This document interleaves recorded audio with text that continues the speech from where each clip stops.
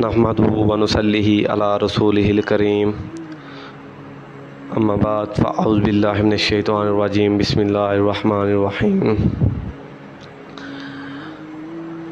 Rabbi इश्रह ली सदरी व यस्सिर ली अमरी वहलुल उक़दतम मिन लिसानी यफ़क़हू क़ौली। अस्सलामु अलैकुम व रहमतुल्लाहि व बरकातुहू। आज मैं अपने भाइयों और बहनों से जिस बारे में बात करना चाहता हूँ वो कुरान मजीद की बहुत ही खूबसूरत सूरह मुबारक सूरतुल मुमिनून है। ये जो सूरत मुबारक है, इस सूरह मुबारक में मोमिनीन की जो सिफ़ात हैं वो बयान की गई हैं।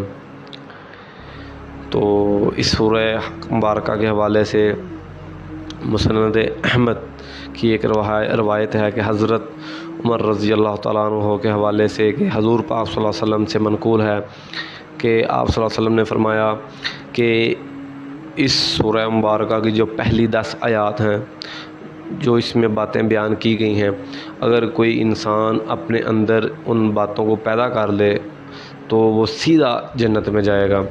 और एक और रवायत है अल-निसाई की है कि जिसमें एक शख्स हज़रत आयशा रज़ी अल्लाह तआला अन्हा से पूछता है कि आप सल्लल्लाहु अलैहि वसल्लम के इखलाक और असाफ़ कैसे थे।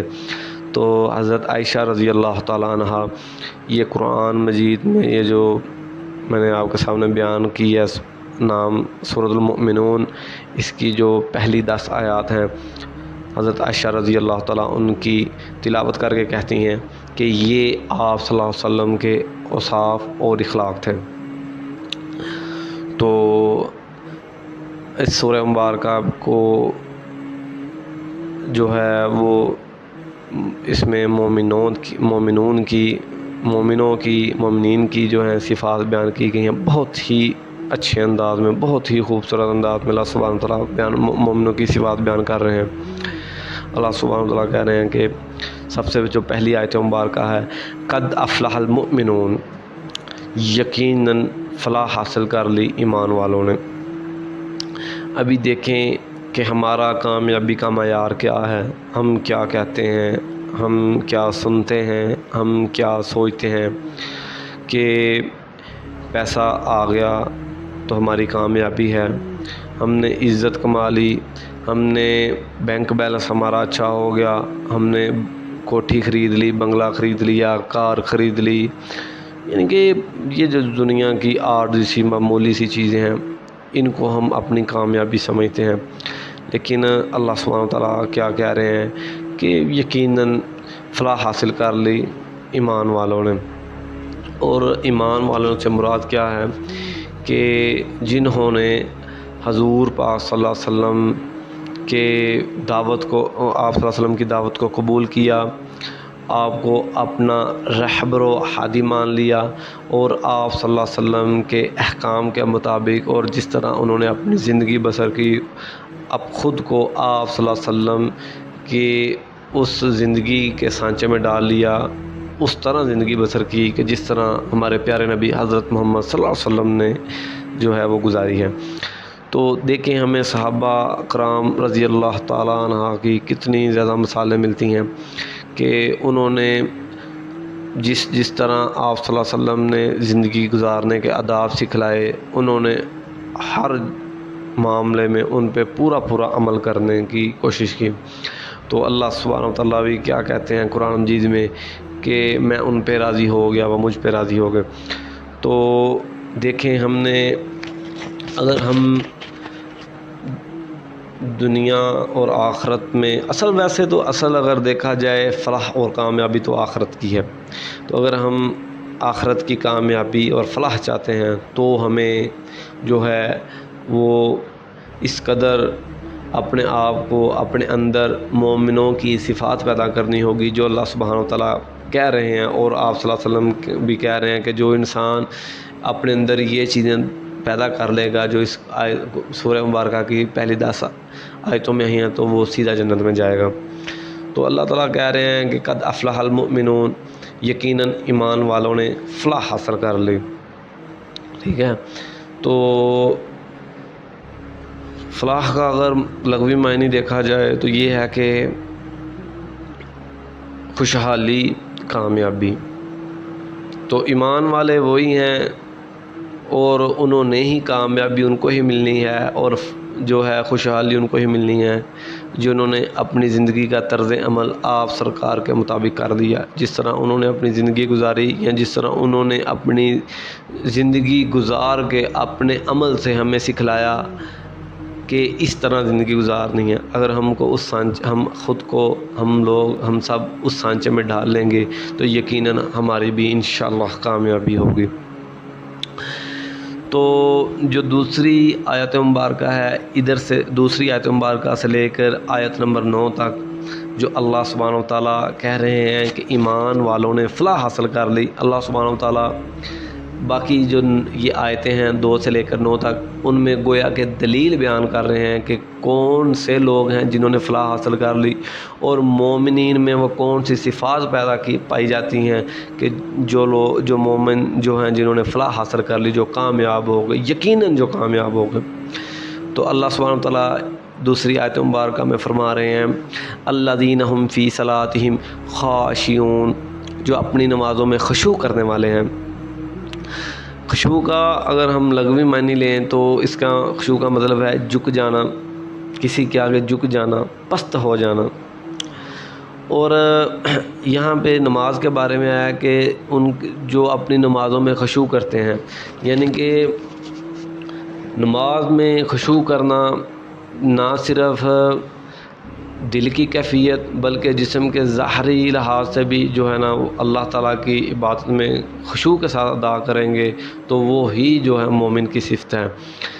تو خشوع کے جو مطلب ہے اس میں یہ ہے کہ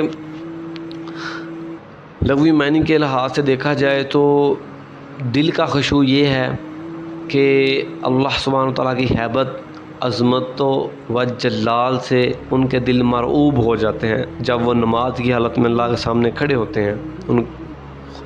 اور جسم کی ظاہری کیفیت جو ہے وہ یہ ہے کہ جب وہ اللہ کے سامنے کھڑے ہوتے ہیں تو وہ جھک جاتے ہیں، ان کے جسم کے اعضاء ڈھیلے پڑ جاتے ہیں، ان کی آواز دب جاتی ہے، وہ پست ہو جاتے ہیں جب اللہ سبحانہ و تعالیٰ کے سامنے وہ کھڑے ہوتے ہیں۔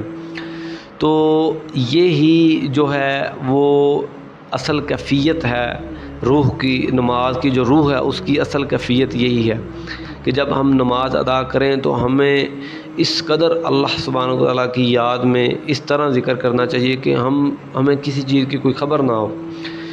ایک حدیث مبارکہ ہے کہ جس میں آپ صلی اللہ علیہ وسلم نے فرمایا کہ ایک شخص جو ہے نا، ایک صحابی تھا، نماز پڑھ رہا تھا، تو جب وہ نماز پڑھ رہا تھا تو اپنی دہاڑی کے بالوں کو ٹٹور رہا تھا ان کو، یعنی کہ جیسے اکثر لوگوں کو ہم نے دیکھا ایسے نماز کی حالت میں بھی لگے ہوتے ہیں۔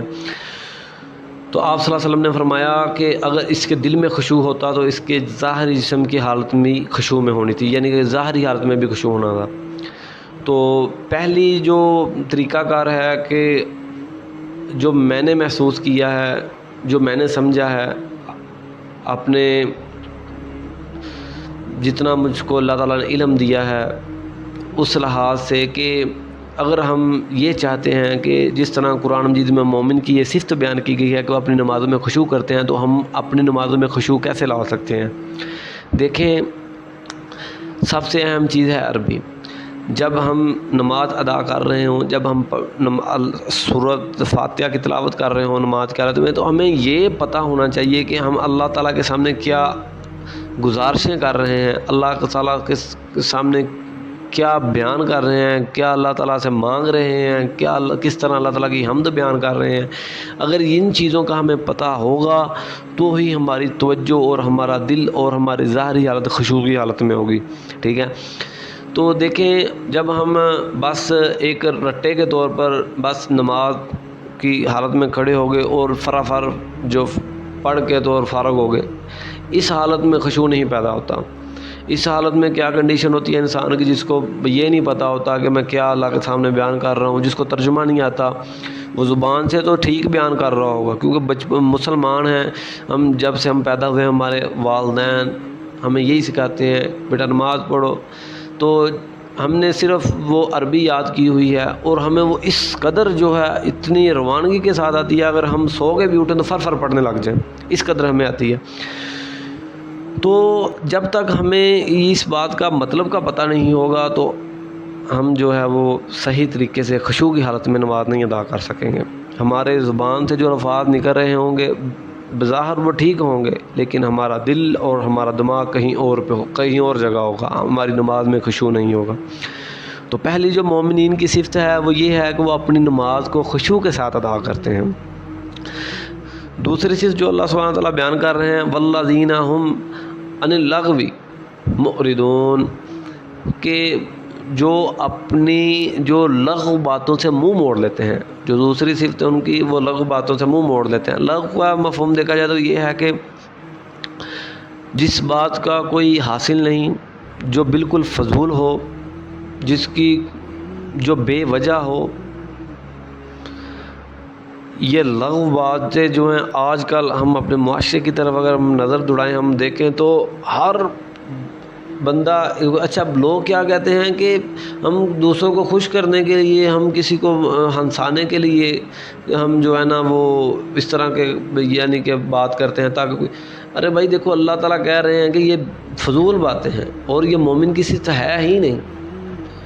لیکن اگر آج ہم دیکھیں لوگ ٹھٹھا بازیاں کرتے ہیں، جگتے مارتے ہیں، کیا کچھ نہیں کرتے، صرف یہ اور تو اور لوگوں کو ہنسانے کے لیے جھوٹ کی انتہا پہ چلے جاتے ہیں. جبکہ اللہ سبحانہ وتعالیٰ قرآن میں ایک جگہ کیا فرما رہے ہیں، لعنت اللہ علی الکاذبین، جھوٹوں پہ اللہ کی لعنت ہے. تو ہمیں اس بات سے گریز کرنا ہے کیونکہ یہ مومن کی صفت نہیں ہے. دیکھیں مومن کی صفت کیا ہے، مومن جو اللہ تعالیٰ کہہ رہے ہیں کہ مومن جو لغو باتوں سے پرہیز کرتا ہے. پرہیز کیا کرتا ہے، اس کے قریب تک نہیں جاتا. وہ کس وجہ سے، اس کا مائنڈلی طور پہ ذہن کیا ہوتا ہے، اس کا ذہن یہ ہوتا ہے، جب ہم اگر دنیا کے لحاظ سے ہم دیکھیں، ہم جب امتحان میں ایگزامینیشن ہال میں بیٹھے ہوتے ہیں، ہمارا فوکس کدھر ہوتا ہے، ہمیں پتہ ہوتا ہے یہ ہمارا 3 گھنٹے کا پیپر ہے. ہم نے اس کو بہت اچھی طرح سے ہم نے اس کی تیاری کرنی ہے، اس کو تیاری کے ساتھ بہت سوچ سمجھ کے اس کو حل کرنا ہے تاکہ جو ہمارا رزلٹ ہے وہ اچھا ہے. اور جو 3 گھنٹے ہمیں ٹائم ہوتا ہے وہ ہمیں پتہ بھی نہیں چلتا وہ 3 گھنٹے کب گزر جاتے ہیں کیونکہ ہمارا سارا کا سارا فوکس مکمل مائنڈلی طور پہ ہم جو ہیں وہ ہمارا فوکس پیپر کی طرف ہوتا ہے تاکہ ہمارا رزلٹ اچھا آ جائے. ٹھیک اسی طرح جو مومن کا جو مائنڈلی طور پہ جو ذہن کا سیٹ اپ ہوتا ہے وہ بھی یہی سوچتا ہے. وہ کیا سوچتا ہے کہ یہ دنیا کی زندگی عارضی زندگی ہے میں نے اس کو لغو باتوں میں، فضول باتوں میں، بے معنی باتوں میں نہیں گزارنا. وہ اپنے ایک ایک وقت، ایک ایک پل کو بہت قیمتی سمجھتا ہے. وہ یہ سوچتا ہے کہ میرے جو وقت گزر رہا ہے، میرا ایک ایک پل جو ہے اللہ تعالیٰ کے احکام اور رسول پاک صلی اللہ علیہ وسلم کی سنت کے مطابق گزرے. کیونکہ زندگی کا تو نہ پتہ کب موت آ جائے. تو اس جو مومن کی صفت ہے وہ یہی ہے کہ وہ ان باتوں سے پرہیز کرتا ہے. وہ اپنا ہر وقت اللہ تعالیٰ کی یاد میں سپینڈ کرتا ہے. تو یہ دیکھ لیں کہ یہ دوسرے نمبر پہ جو مومن کی صفت ہے کہ وہ فضول باتوں سے، ٹھٹھا بازیوں سے، ان باتوں سے گریز کرتا ہے، ان باتوں کے قریب تک نہیں جاتا. ٹھیک ہے. تیسری صفت جو اللہ سبحانہ وتعالیٰ مومن کی بیان کر رہے ہیں وہ یہ ہے والذین ہم للزکاۃ فاعلون، جو زکوٰۃ ادا کرنے والے ہیں. دیکھیں میں بھی ایک طالب علم ہوں. آیت کے ساتھ عربی کو سمجھنا، میں اس لیے آپ لوگوں سے بار بار یہی کہتا ہوں کہ عربی کو سیکھیں، عربی کو سمجھیں، کیونکہ محض ترجمہ پڑھنے سے یا ترجمہ کے ساتھ ہمیں وہ چیز، وہ تفسیر نہیں ملتی جو خود عربی سیکھنے سے ملتی ہے. تو جب ہمیں پتہ ہوگا کہ اللہ تعالیٰ جو ہیں وہ ہم سے کیا کہہ رہے ہیں، کیا بیان کر رہے ہیں، تو ہمارے دل میں اللہ تعالیٰ کا ڈر پیدا ہوگا، ہمیں اپنی آخرت کی فکر ہوگی، ہم اللہ تعالیٰ کے بتائے ہوئے احکام کے مطابق جو زندگی بسر کریں گے. ابھی دیکھیں یہ کہ اللہ تعالیٰ کہہ رہے ہیں والذین ہم للزکاۃ فاعلون. زکوٰۃ کا جو لفظی معنی ہے وہ یہ ہے کہ کسی چیز کو پاک صاف کرنا، کہ انسان جو ہے جس کو اللہ تعالیٰ نے رزق دیا ہے کہ وہ اللہ تعالیٰ کی راہ میں جو ہے وہ خرچ جب کرتا ہے، زکوٰۃ ادا کرتا ہے اللہ تعالیٰ کے احکام کے مطابق، پہلی تو بات یہ ہے کہ اس کا جو مال ہے وہ پاک ہو جاتا ہے جب وہ زکوٰۃ ادا کرتا ہے. دوسرا یہ کہ اللہ تعالیٰ اس کے مال میں برکت ادا کر دیتے ہیں. لیکن اس آیت مبارکہ میں ہمیں تھوڑی سی توجہ کی ضرورت ہے. وہ یہ ہے کہ قرآن مجید کا جو معروف انداز ہے وہ یہ ہے کہ اگر دوسری کہیں جگہ پہ دیکھا جائے تو اکثریت کے ساتھ جو لفظ استعمال ہوا ہے وہ ہے یؤتون الزکوٰۃ، زکوٰۃ ادا کرنے والے ہیں. لیکن یہاں پہ جو لفظ استعمال ہوا وہ ہے للزکوٰۃ فاعلون، یعنی کہ اس کے دو معنی نکلیں گے. ایک تو یہ کہ وہ اپنے مال میں سے اپنے مال کو پاک صاف کرنے کے لیے اللہ تعالیٰ کے حکم کے مطابق اللہ تعالیٰ کی بندوں میں، غریبوں میں زکوٰۃ ادا کرتے ہیں اور اللہ تعالیٰ ان کے مال میں برکت ادا کرتے ہیں. اور جو اس کا دوسرا اس آیت مبارکہ کا معنی نکلتا ہے، مفسرین جو ہیں انہوں نے توجہ بھی اس دوسرا جو اس کا معنی نکلتا ہے اس کی طرف زیادہ دی ہے. وہ یہ ہے کہ مال کے ساتھ ساتھ وہ اپنے اخلاق، اپنے کردار کو بھی پاک صاف کرتے ہیں. اور اس کا ایک مطلب تزکیہ بھی ہے، یعنی کہ وہ اپنی شخصیت کو ہر لحاظ سے اس کا تزکیہ کرتے ہیں. اللہ تعالیٰ کے فرمان کے مطابق، نبی پاک صلی اللہ علیہ وسلم کے فرمان کے مطابق وہ زندگی بسر کرنے کی کوشش کرتے ہیں. اخلاق و کردار کو بھی وہ پاک صاف کرتے ہیں. یہ ایمان والوں کی جو اللہ تعالیٰ تیسری صفت، یہ جو صفت بیان کر رہے ہیں، یہ تیسری صفت ہے ایمان والوں کی، جو اللہ کے مومن بندے ہیں، جو اللہ تعالیٰ کے دوست ہیں، جن کو اللہ تعالیٰ کا قرب حاصل ہو جاتا ہے. اللہ تعالیٰ بیان ایک اور جگہ پہ قرآن مجید کیا ہے، فَإِنَّ اللَّهَ وَلِيُّ الْمُؤْمِنِينَ، مومن جو ہے اللہ تعالیٰ کا دوست ہے. ٹھیک ہے. تو جو تیسری صفت اللہ تعالیٰ بیان کر رہے ہیں وہ یہ ہے کہ نہ صرف وہ اپنے مال میں سے زکوٰۃ ادا کرتے ہیں بلکہ اپنے کردار سے، اپنے اخلاق کو بھی پاک صاف رکھتے ہیں. اور جو اللہ سبحانہ و تعالیٰ چوتھی مومن کی صفت بیان کر رہے ہیں وہ یہ ہے کہ مومن جو ہے والذین ہم لفروجہم حافظون، وہ اپنی جو اپنی شرمگاہوں کی حفاظت کرنے والے ہیں. اگر اس کا بھی ہم تھوڑی سی تفصیل سے مطالعہ کریں تو ہمیں بات کو سمجھ میں آ جائے گی کہ یہاں پہ بھی دو چیزوں کی طرف اس آیت مبارکہ میں بھی اشارہ کیا گیا ہے. ایک یہ ہے کہ جو ہمارے سطر ہیں ہم ان کو ڈھانپ کے رکھیں. ہم اپنا، یعنی کہ اللہ کے نبی صلی اللہ علیہ وسلم نے فرمایا یہ رانوں سے لے کر ناف کے نیچے تک ہمارا سطر ہے. ہم اس کو جو ہے وہ اس کو ڈھانپ کے رکھنا ہے، اس کو ظاہر نہیں کرنا، اس کو کسی کو دکھلانا نہیں. اللہ کے نبی صلی اللہ علیہ وسلم نے منع فرمایا ہے. اور دوسری جس چیز کی طرف اشارہ کیا گیا وہ یہ ہے کہ جو مومن بندہ ہے، جو اللہ کا دوست ہے، جو مومن انسان ہے، وہ اپنے جنسی خواہشات کو پورا کرنے کے لیے اللہ تعالیٰ کی حدود کو پامال نہیں کرتا. جس چیز کو اللہ تعالیٰ نے حرام کیا ہے اس کو اپنے لیے حلال نہیں کرتا. ٹھیک ہے. یعنی کہ زنا نہیں کرتا، زنا کے قریب تک نہیں جاتا اپنی جنسی خواہش کو پورا کرنے کے لیے. تو ابھی ہم نے اس چیز کی طرف غور کرنا ہے. یہ چیزیں جو اللہ تعالیٰ جو مومنوں کی صفات بیان کر رہے ہیں، اگر جب تک ہم ان کو اپنے اندر پیدا نہیں کریں گے تب تک ہم کامل ایمان والے نہیں ہو سکتے. ایمان کا تقاضا یہ ہے کہ جو اللہ کے اور اللہ کے رسول صلی اللہ علیہ وسلم نے حکم دیا ہے، جس چیز کو کرنا ہے اور جس چیز سے منع کیا ہے ان کا مکمل خیال رکھنا ہے، تو ہی ہم کامل ایمان والے ہو سکتے ہیں. تو میں کوشش یہی کر رہا ہوں کہ اللہ تعالیٰ نے جتنا تھوڑا سا علم جس قدر بھی عطا کیا ہے اپنے بھائیوں تک، اپنے بہنوں تک پہنچاؤں.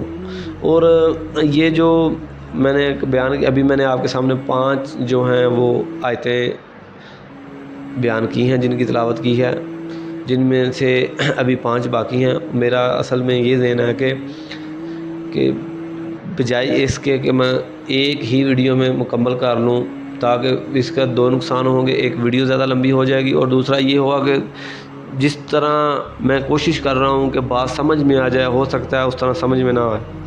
تو اس لیے میں کوشش یہی کیا کہ پہلی ویڈیو میں 5 آیات بیان کرنے کی کوشش کروں گا اور دوسری ویڈیو میں جو ہے وہ 5 آیات بیان کرنے کی کوشش کروں گا. اس سے فائدہ یہ ہوگا کہ ہمیں اچھی طرح سمجھ آ جائے کہ جو اللہ سبحانہ و تعالیٰ مومن کی صفات بیان کر رہے ہیں ان پہ ہم کس طرح عمل کر سکتے ہیں، اور اگر ہم ان کو اپنے اندر پیدا کر دیں گے تو ہمیں جنت کی اللہ کے نبی صلی اللہ علیہ وسلم بشارت دے رہے ہیں کہ جو انسان اپنے اندر یہ چیزیں پیدا کر دے وہ سیدھا جنت میں جائے گا. ٹھیک ہے، تو میں اللہ تعالیٰ سے دعا کرتا ہوں کہ اللہ سبحانہ و تعالیٰ ہمیں اپنا تزکیہ نفس کرنے کی، اللہ تعالیٰ ہمارے اندر جو مومنیت کی یہ صفات بیان کر رہے ہیں، اللہ تعالیٰ ہمارے اندر مومنیت کی یہ صفات پیدا کرے. اللہ تعالیٰ ہمیں ہدایت دے، ہمیں راہ راست پہ لے آئے، ہمیں صراط مستقیم پہ چلائے. آمین ثم آمین. وآخر دعوانا الحمدللہ رب العالمین. السلام علیکم.